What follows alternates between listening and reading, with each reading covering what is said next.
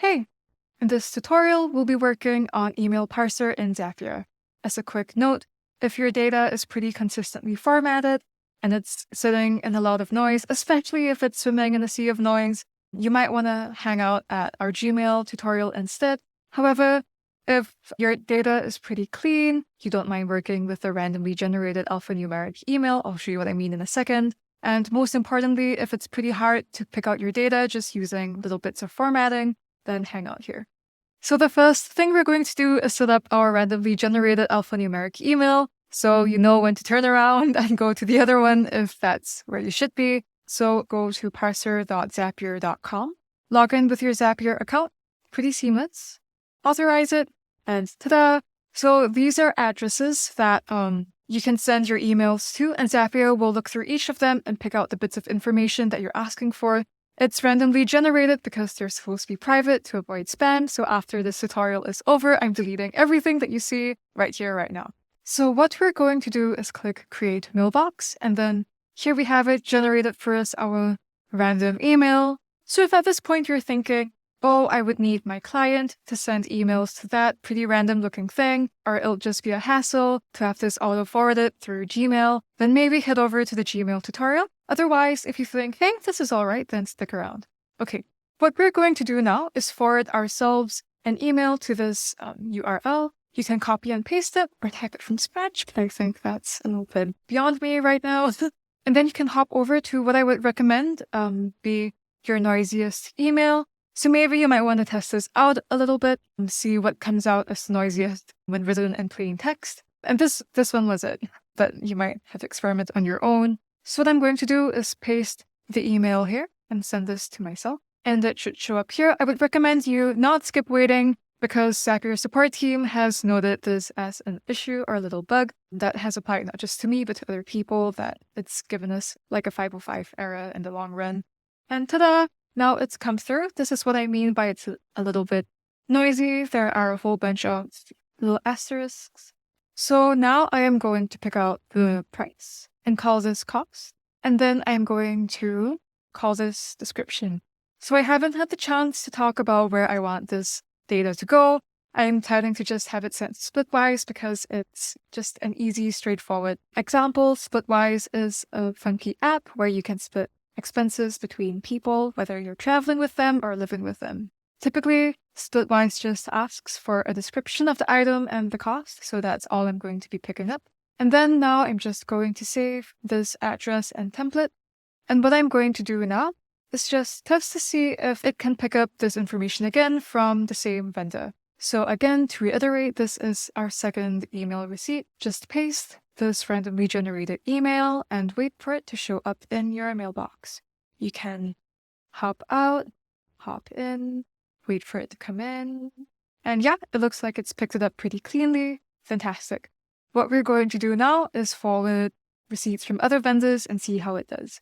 So here's something from Amazon. I don't remember what it was, but that's okay. We're just gonna, again, paste this email and wait for it to show up. Fingers crossed.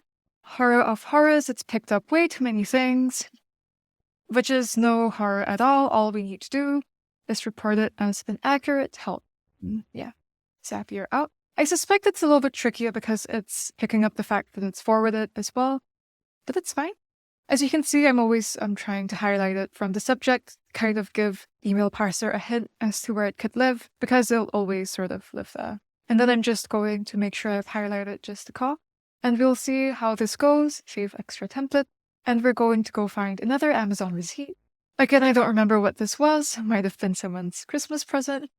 I'm just going to paste this here again, hop back to mailboxes, wait for it.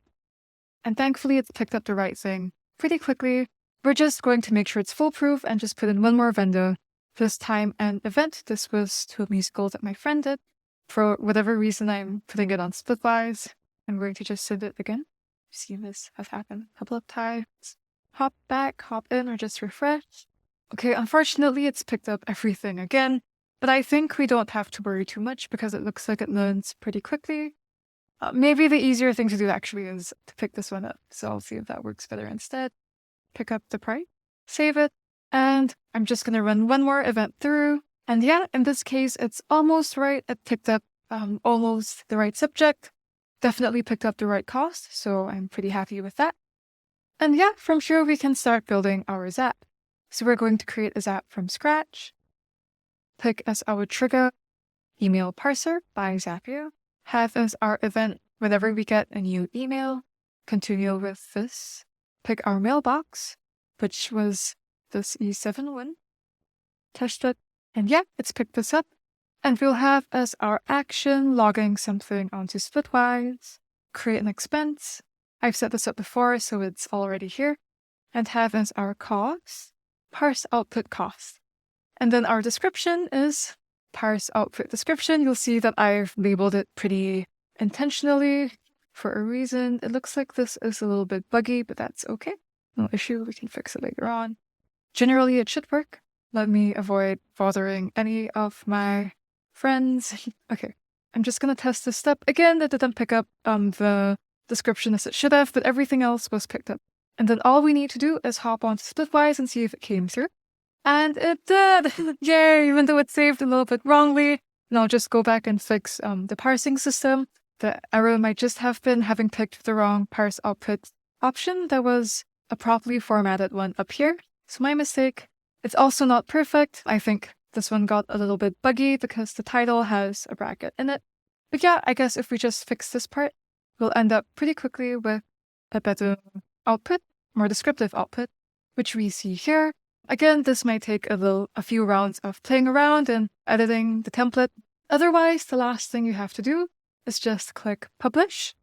And then from now on, any email receipt that you send to your Zapier account should come through to your Splitwise directly.